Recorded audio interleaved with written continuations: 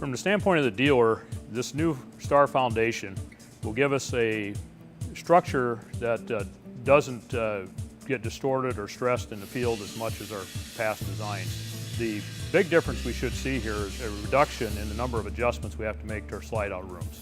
Newmar has full wall slides, and we also have our slide systems where they recess on the exterior. Because we recess our sidewalls flush, any movement or any change in the box in service is a lot more evident because you can see the reveal around the slide-out rooms. We do have dealers making adjustments to try to tweak that for customers, and this new STAR foundation should reduce that significantly because there'll be less opportunity for the slide tubes to flex or get out of alignment when the unit is in service. From the customer's perspective, the benefit of the STAR foundation is that we're going to have a coach that doesn't rack and flex as much when you're driving down the road. It'll be quieter, less squeaks and rattles, and again, an enhanced reliability in the operation of the slide-out rooms. The first units that we build on this foundation, as we go out and test drive them, our test drivers reporting back that they're the quietest units that they've ever driven.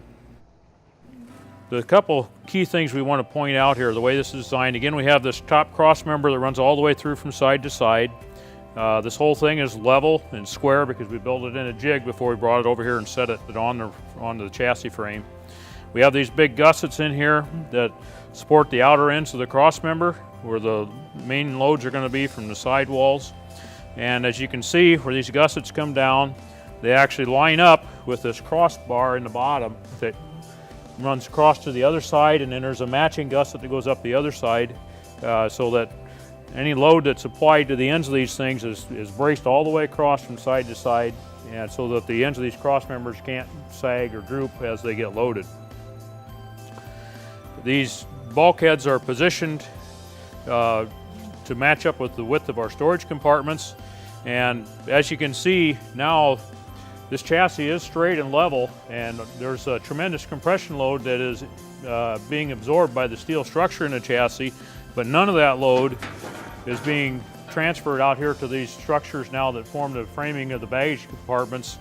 And that's one thing that's very different from our previous designs, because before, all the framing out here was also seeing part of that load. So this method here allows the structures which will provide the framing for the exterior storage bays and the storage doors to be much more consistent and reliable, because they're not being deformed at all by the compression loading from the weight of the engine and the other strains that you see in the chassis. What we do from this point now is these bulkheads, you can see they're adjustable up and down because they slide in these channels. And there's just a slight amount of tolerance side to side too. So as this unit now goes through the production line, there's a large jig that comes down over the top of all these bulkheads. And the bulkheads actually will be lifted up slightly, about 1/4 or 1/2 an inch off the chassis frame rail. And that is designed intentionally so that they are adjustable, so they can be adjusted up or down if necessary to get them all into a plane. And once we get them all lined up in a plane and we hold them in that position, then we'll go through and weld these bulkheads to these structural C-channels, and that will finish the attachment of all the assembly. And then at that point, again, the cross members and the bulkheads are all in here level, square, true, and they are not having to absorb that compression load from the engine as the previous designs did, because that's already been dealt with in that original structure that we put in first. Once all these bulkheads are in here and we get them all lined up, we'll also come back and we add the steel framing at the front for what we would call the doghouse or the cockpit floor. The engine cage and the steel framing in the back is also joined to the chassis at about that same time, and the slide-out structures and support systems will be added to the chassis too. The STAR foundation also improves on previous designs in that those end structures, the cockpit structures and the structures for the engine cage and the slide-outs, they're no longer being added while the chassis is in the process of being leveled, but they're added after the chassis has already been straightened out. So we're also going to see a lot more consistency and squareness in our cockpit structures. The firewall will be more square and true on the chassis.